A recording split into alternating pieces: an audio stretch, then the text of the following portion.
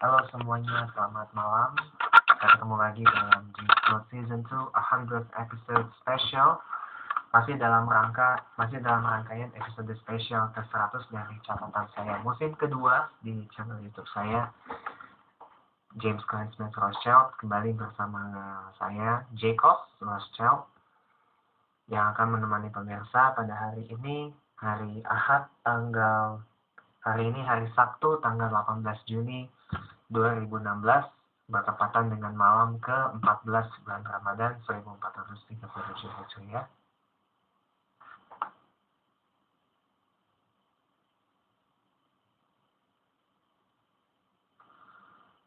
Tadi ada suara agak misterius tadi kedengaran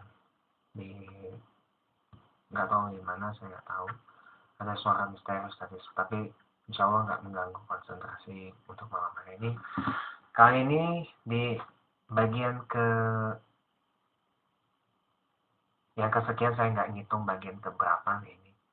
Dalam rangkaian episode spesial yang ke-100 kali ini, saya pengen ngebahas satu topik yang mungkin agak sedikit berat dan provokatif bagi sebagian besar masyarakat Indonesia, yaitu jangan mau kalah dengan Bung Karno, jangan mau kalah dengan Soekarno dalam konteks penguasaan bahasa Inggris dan juga internasionalisme gitu loh. Karena saya penganut internasionalisme ala Soekarno yang sejati ya. Maka di topik kali ini saya pengen ngebahas topik itu mungkin topik yang secondary, tapi topik primary pada malam ini adalah how important is English in Indonesia. Nah, ini memang sengaja saya nggak antarkan dalam bahasa Inggris karena memang saya tujukan ini kepada para pemirsa yang menonton video ini dari Indonesia saja. Jadi mungkin saya akan sampaikan dengan bahasa Indonesia saja supaya lebih menyentuh lagi. Tapi topik utamanya adalah how important is English language in Indonesia, atau seberapa pentingkah bahasa Inggris di Indonesia. Mungkin sudah pernah saya sampaikan beberapa waktu yang lalu, tapi memang sengaja saya sampaikan kembali supaya lebih komprehensif dan juga lebih detail. Ya, di eranya Presiden Joko Widodo ini, Indonesia itu total sudah membebaskan visa untuk sekitar 174 negara di dunia.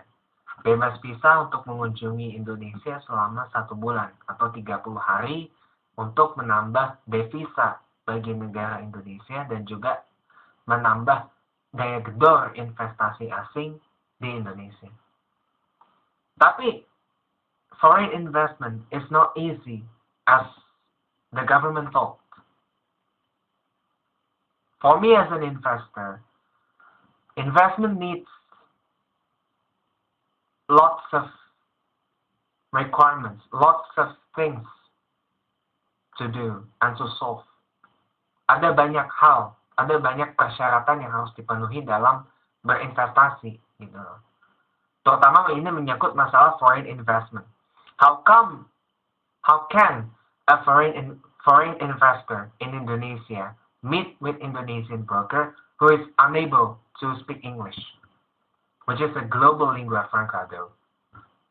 Bagaimana bisa seorang investor asing berinvestasi di Indonesia dengan broker yang nggak bisa bahasa Inggris di Indonesia? Ini kan sangat miris gitu loh. Sangat miris sekali. Dan mungkin masalahnya bukan masalah regulasi atau hambatan-hambatan investasi yang sudah mulai dikurangi satu persatu oleh Presiden Jokowi, bukan itu. Tapi hambatan utamanya adalah language barrier, di mana banyak masyarakat Indonesia belum bisa berbahasa Inggris. Itu yang menjadi pokok dan persoalan utama dari investasi di Indonesia ini. Lack of English speaking professionals in Indonesia. Padahal 2 tahun lagi, tahun 2018, Indonesia akan menggelar Asian Games yang ke-18 di tahun 2018 di Jakarta dan juga di Palembang. Dan itu lebih besar dari event-event yang sebelumnya pernah digelar oleh Indonesia, seperti SEA Games tahun 2011, kemudian kemudian Islamic Solidarity Games pada tahun 2013, dan juga konferensi tingkat tinggi APEC di tahun yang sama, dan juga di tahun 2011 jadi tuan rumah konferensi tingkat tinggi ASEAN yang mungkin skopnya masih regional yang dengan skala kecil. Tapi ini Asian Games dengan konteks regional yang lebih besar. Mungkin sama halnya dengan APEC kalau secara politik dan ekonomi. Bayangkan negara-negara yang non bahasa Inggris seperti Thailand dan Jepang, kalau nggak pengen jauh-jauh, itu sudah mulai menyadarkan warganya untuk banyak belajar bahasa Inggris. Bahkan dalam salah satu buku yang pernah saya lihat di Kinokuniya Grand Indonesia tentang Jepang, yaitu Japan in 2050, disebut itu Japan becomes an English speaking nation by the year 2050. Artinya Jepang menjadi negara yang berbahasa Inggris tahun 2050, disebut dalam buku itu. Jadi sekarang Jepang menyadarkan warganya untuk banyak belajar English dan mungkin akan mempertimbangkan untuk mengubah pembelajaran bahasa Inggris di Jepang itu untuk melahirkan banyak English speaking professionals yang untuk mempersiapkan diri menjelang perhelatan akbar Olimpiade musim panas 2020 di Tokyo nanti. Thailand pun juga sama, sejak 1-2 tahun terakhir mulai mengakrabkan diri dengan bahasa Inggris gitu loh. Hal ini bahkan di Thailand itu guru-guru bahasa Inggris ada pelatihannya, ada training campnya. Ini sangat luar biasa loh, lumayan hebat. Nah, di Indonesia kenapa tidak ada seperti itu? Tidak ada kesadaran ya. Tidak ada kesadaran untuk belajar English sebagaimana Thailand dan Jepang baru-baru ini. Tentu memang jika banyak masyarakat Indonesia yang berbahasa Inggris, memang ada dua sisi. Ada sisi positif, ada sisi negatifnya. Sisi negatifnya mungkin keindonesiaannya akan lentur dan mungkin juga akan banyak budaya-budaya Indonesia yang semakin tergerus. Tapi ternyata itu tidak. Tapi dampak positifnya bisa memperkenalkan budaya asli Indonesia kepada masyarakat dunia. Kemudian juga berbisnis di Indonesia juga kian mudah. Kemudian juga banyak wisatawan asing yang datang ke Indonesia bisa menikmati dengan baik. Ekspatriat di Indonesia juga nyaman tinggal di Indonesia gitu. Dan yang penting kalau banyak masyarakat Indonesia yang bisa bahasa Inggris, saya jamin rasisme dan xenofobia di Indonesia akan hilang dengan sendirinya. Karena sebenarnya bahasa Inggris itu adalah one of good skills to develop a person's character. Satu keterampilan yang bagus untuk membangun karakter seseorang. Iya. Jadi dengan bisa bahasa Inggris, kita bisa tahu orang ini dari negara mana. Perbedaan itu bisa disatukan dengan salah satunya adalah bahasa. Bahasa yang berbeda bisa disatukan dengan bahasa penghubung gitu. Misalkan kalau ketemu dengan para foreigner dari Eropa misalkan yang bahasanya beda-beda, kan bisa dihubungkan dengan bahasa Inggris gitu. Itu kan enak banget. Jadi saya ngomong kayak gini karena saya sudah membuktikan dan saya sudah merasakan ya, ability to use English, ability to communicate in English. Dari sejak saya kecil saya belajar English. Total saya sudah menghabiskan waktu dari umur saya masih kecil, sudah 19 sampai 20 tahun lebih saya belajar English. Dan saya masih belajar sampai detik ini. Saya masih belajar gimana caranya menguasai bahasa Inggris yang lebih advance lagi. Kalau bisa ke level yang expert gitu loh. Yang lebih profesional. Di atasnya profesional kan ada expertnya. Ya kan? Sampai fluent banget, sampai mahir banget. Saya masih belajar sampai detik ini. Hebat kan? Tapi menurut saya sih, bahasa Inggris itu mungkin bagi sebagian kecil orang Indonesia memang tidak begitu penting. Tapi mungkin semua itu tergantung kepada motivasi seseorang. Apakah dia mau, bukan masalah, bukan masalah Indonesia ini mau jadi negara English speaking atau enggak. Tapi masalahnya motivasi orang Indonesia mau belajar bahasa Inggris atau enggak mau belajar bahasa Inggris, inilah yang patut kita pertanyakan bersama-sama. Motivasinya. Antara mau atau tidak mau. Mau melihat negara Indonesia ini maju atau justru malah mau melihat negara Indonesia ini menjadi negara yang gagal. Harusnya memang Indonesia bisa sedikit berkaca dengan negara tetangga, Malaysia yang satu suku juga, sukunya Melayu. Atau Brunei Darussalam juga sukunya Melayu, tapi mereka lebih mahir bahasa Inggris daripada banyak masyarakat Indonesia. Bukannya saya membanding-bandingkan di sini. Tapi, atau mungkin Jepang mungkin banyak orang yang nggak bisa bahasa Inggris, atau most of Japanese people have bad skill in English.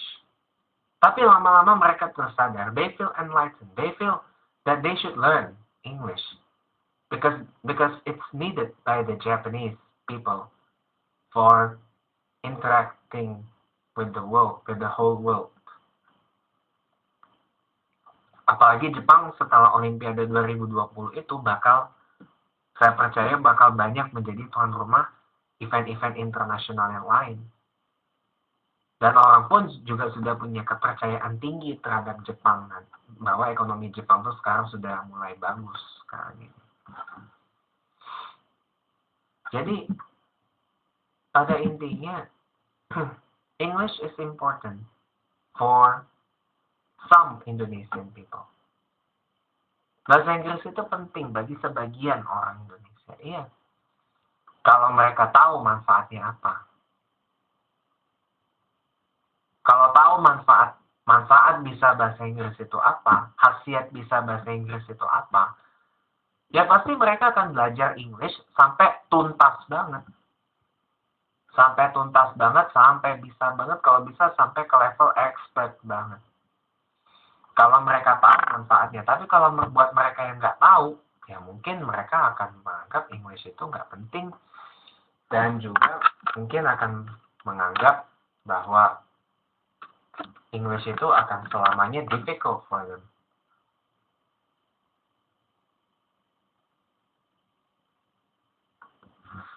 Jadi kalau menurut saya secara pribadi, lebih bagus lagi kalau menurut saya secara pribadi sih, lebih bagus lagi kalau sistem pembelajaran bahasa Inggris di Indonesia ini dirubah. Dan jangan ada mindset kalau bahasa Inggris dijadikan salah satu bahasa resmi dari Indonesia, nanti nilai-nilai keindonesiaan akan lentur. Jangan seperti itu juga. Boleh bisa bahasa Inggris, tapi jangan lupakan bahasa Indonesia. Sebab gini, beberapa orang tua di Indonesia memang mendidik anak-anaknya mungkin dengan bahasa Inggris. Berkomunikasi dengan bahasa Inggris dengan lancar banget. Sampai mungkin ada alasannya. Karena mungkin pengaruh globalisasi lah, karena mungkin pengaruh macam-macam lah gitu. Tapi jangan sampai lupakan bahasa Indonesia, sebab kasus seperti itu pemirsa bisa berdampak agak buruk bagi anak-anak di Indonesia kalau orang tuanya membiasakan atau si anak sendiri membiasakan dirinya berkomunikasi dengan bahasa Inggris. Tapi sayangnya begini, dampak negatifnya adalah nantinya si anak itu malah jadi nggak bisa bahasa Indonesia dan malah agak sulit bersosialisasi. Seperti yang sudah saya bilang dari awal-awal, banyak masyarakat Indonesia yang nggak bisa bahasa Inggris. Nah, kalau si anak ini dididik dengan bahasa Inggris dari kecil, akibatnya mungkin bisa jadinya nggak bisa bahasa Indonesia, mungkin akan sulit untuk bersosialisasi. Sangat sulit, karena banyak masyarakat Indonesia yang tidak bisa berbahasa Inggris, Dan ya mungkin sosialisasinya hanya dengan orang yang bisa bahasa Inggris. Itu aja. Kalau orang yang bahasa Inggrisnya juga masih setengah-setengah, mungkin anak itu juga akan susah ngertinya. Mungkin si anak akan sosialisasi hanya dengan, maaf kalau saya bahasanya agak sedikit kasar ya, dengan kaumnya aja, dengan kelompoknya aja, alias dengan orang-orang, dengan sesama yang dari kecil udah dididik supaya bisa bahasa Inggris dengan baik dan benar sama orang tuanya. Orang tuanya mungkin membiasakan, orang tuanya mungkin bisa bahasa Inggris, sehingga membiasakan kepada anak-anaknya, mendidik anak-anaknya supaya terbiasa dengan bahasa Inggris. Tapi tanpa disadari, kalau mereka lupa ngajarin bahasa Indonesia kepada anaknya, nanti anaknya bakal nggak bisa bahasa Indonesia selama-lamanya. Kecuali walaupun sekolah di sekolah reguler yang ada pelajaran bahasa Indonesianya, atau mungkin yang sebagian besar pelajarannya diantarkan pakai bahasa Indonesia, pasti akan ribet. Akan sangat ribet sekali, akan sangat complicated, much complicated. Walaupun diajarin bahasa Indonesia pun belum tentu ngerti. Dan itu perlu waktu. Kalau ngedidik bilingual, bahasa Indonesia iya, bahasa Inggris iya, mungkin bahasa Indonesia masih bisa.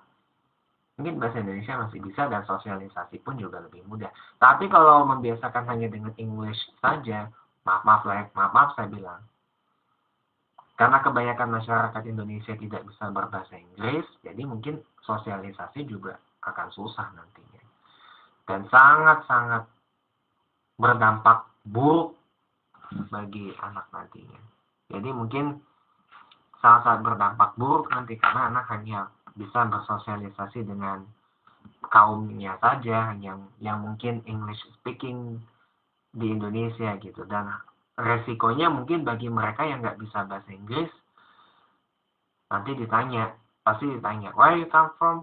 Jawabannya, I'm Indonesian. Langsung pasti direspon dengan so Inggris gitu loh, kalimat so Inggris gitu. Padahal orang Indonesia tapi nggak bisa bahasa Indonesia, pakainya bahasa Inggris doang, nanti pasti resikonya akan dicap so Inggris.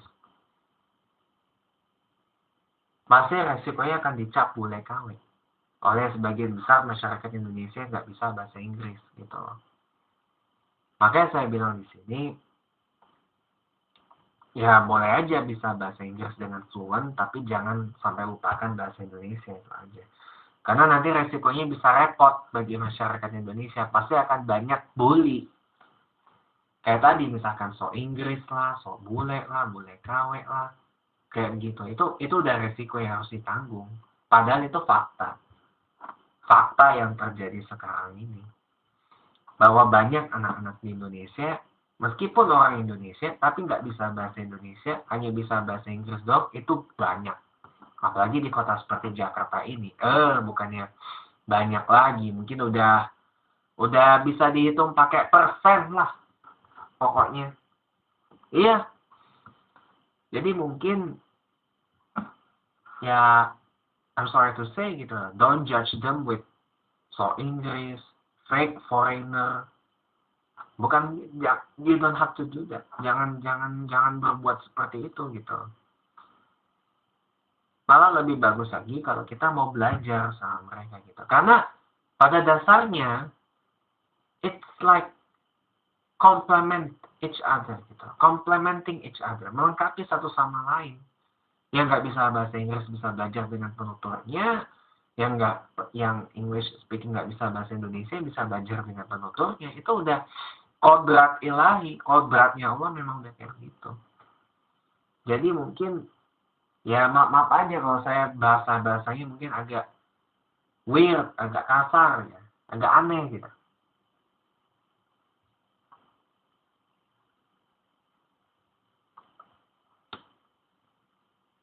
Bukan nggak mungkin nanti kalau orang tua banyak ngedidik anak pakai English dengan alasan globalisasi, tapi lupa sama bahasa Indonesia. Ya nggak dibiasa, anak itu nggak dibiasain bahasa Indonesia.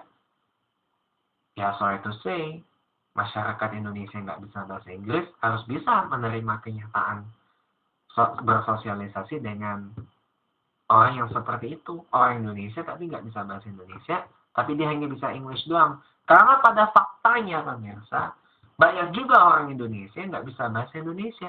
Dia orang Indonesia, tapi hanya bisa bahasa daerahnya saja, nggak bisa bahasa Indonesia. Ini yang repot. Ini yang nggak kalah repotnya. Yang nggak kalah repotnya yang ini. Sudah orang Indonesia, nggak bisa bahasa Indonesia, tapi hanya bisa bahasa daerahnya saja. Ini yang lebih repot. Gimana cara menghubungnya? Kalau pakai English, sudah pasti nggak ngerti. Karena hanya bisa ngomong bahasa daerahnya aja. Misalkan ngomongnya bahasa Jawa, bahasa Sunda, hanya bisa bahasa itu doang. Nah, ini yang repot. Dan ini fakta yang nggak semua orang berani memberitahukan yang seperti ini kepada para pemirsa semua. Pemirsa yang budiman, dalam satu kejadian saya pernah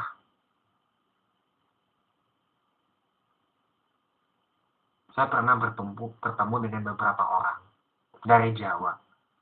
Saya ajak ngobrol pakai bahasa Indonesia, dia ngebalasnya pakai bahasa Jawa, in which I don't really understand and I don't get the context about what the people say to me. That was a few times ago. Saya memang bukan orang Jawa, jujur. Saya bukan orang Jawa. Saya orang Sumatera dengan daerah campuran Eropa, Inggris, dan Yahudi. Nama belakang saya Rothschild. Saya ada turunan dengan keluarga Rothschild yang Yahudi. Turunannya dari Nathan Mayer Rothschild, ya, yang mendirikan keluarga Rothschild di Inggris. Dan saya nggak bisa bahasa Jawa, apalagi bahasa daerah sama sekali pun saya nggak bisa. Hanya sedikit-sedikit aja saya bisa. Papa, almarhum Papa, Batak, Eropa, Inggris, Yahudi, campuran. Mama, Palembang, Tionghoa. Saya nggak bisa bahasa Batak dan bahasa Palembang sedikit-sedikit. Dan bahasa-bahasa daerah seperti bahasa Jawa dan bahasa Sunda itu pun hanya sedikit saya menguasainya.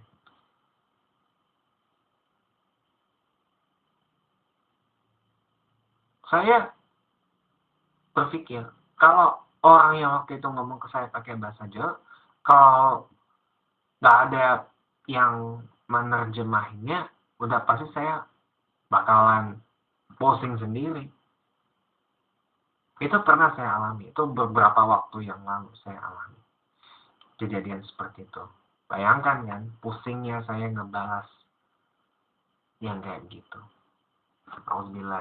Nauzubillah min dzalik, kalau saya benar-benar terbawa emosi pada saat itu, wah, siapa tahu akibatnya. Tapi pada intinya begitu. Jadi English itu penting sebagai bridging language, bahasa yang menjembatani, bahasa menghubung.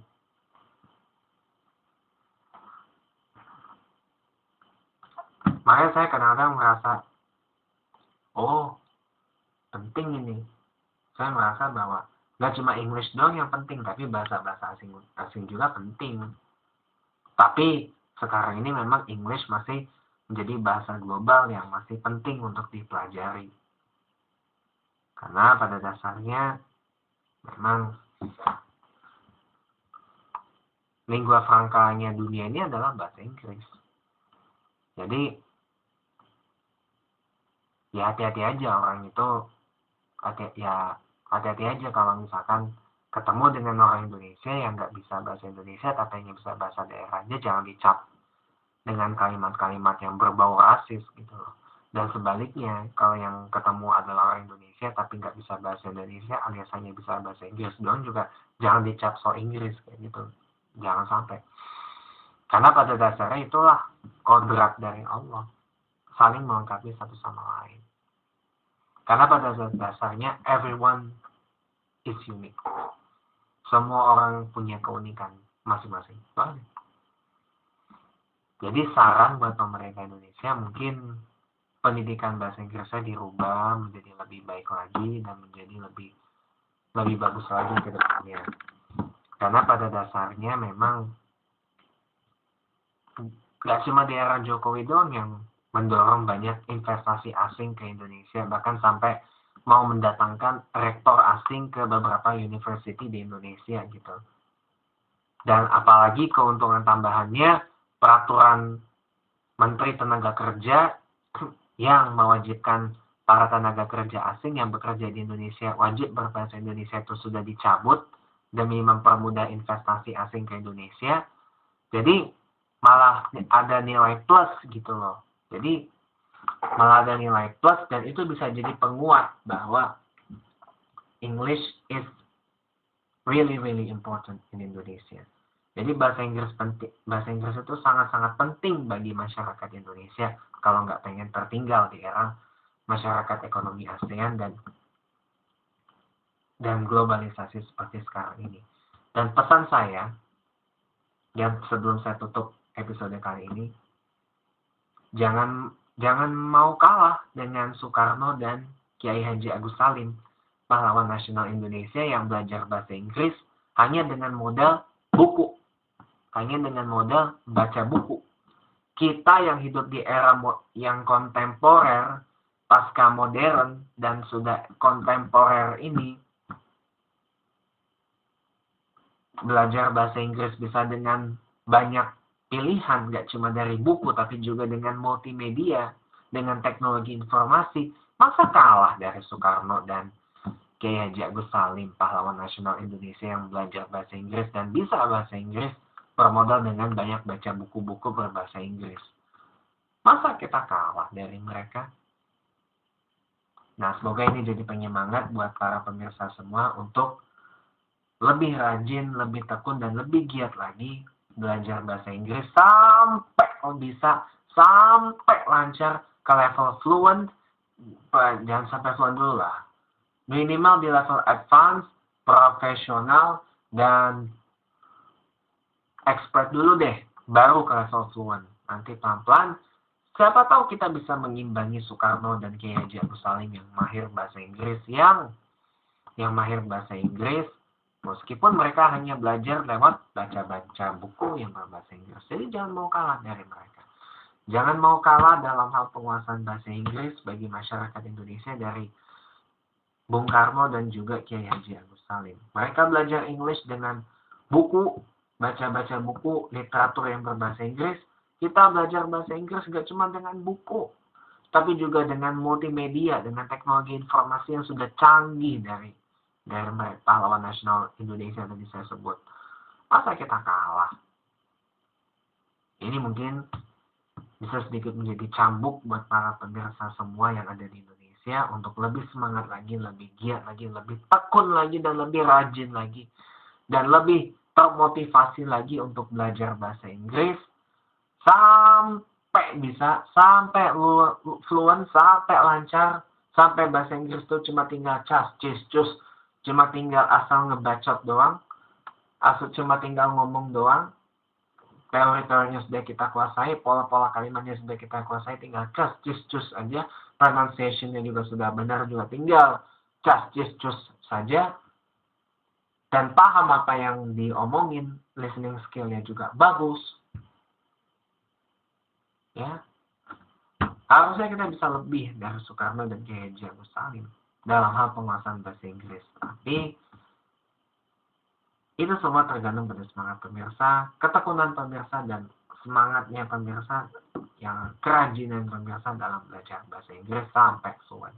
Karena tetap bahasa Inggris itu adalah bahasa lingua franca dunia dan penting dalam berkomunikasi secara global, dan itu tidak bisa dibantah sampai kapanpun. Jadi English is really important for Indonesian people. Dengan itu juga berakhir James Know Season 2 100 episode special edisi tanggal 18 Juni 2016. Nanti kita ketemu lagi masih di 100 episode special sampai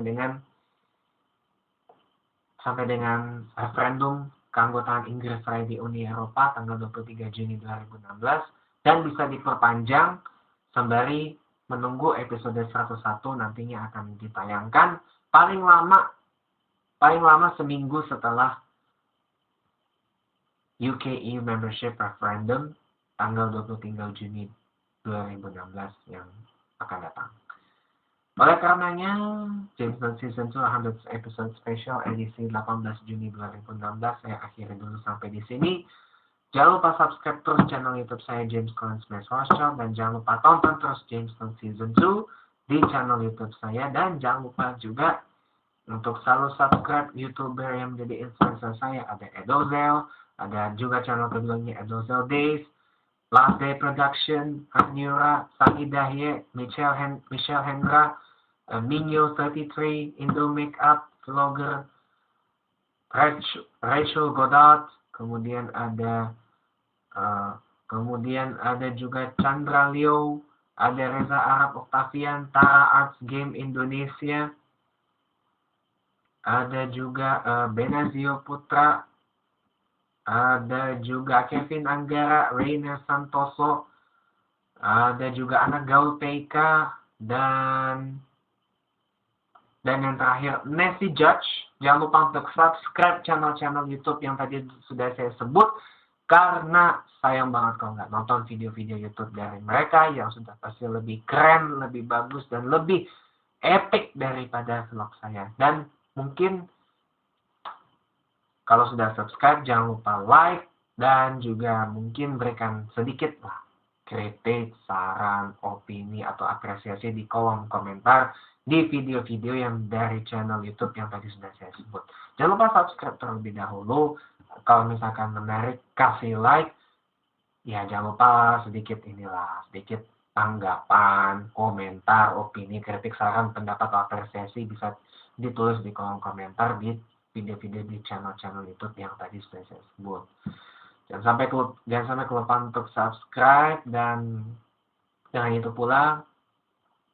berakhirlah James Bond Season 2 100 episode special untuk edisi 18 Juni 2016 malam ini. Nanti kita ketemu lagi besok tanggal 19 Juni 2016 insyaallah, masih dalam 100 episode special dari James Bond Season 2. Saya J-Cos Rothschild undur diri. Nanti kita jumpa lagi di 100 episode special sampai dengan tanggal 30 Juni 2016. Akhir kata, selamat malam, selamat beristirahat, dan selamat menunaikan ibadah puasa di bulan Ramadan bagi Anda yang menjalankannya. God bless you all. Amin.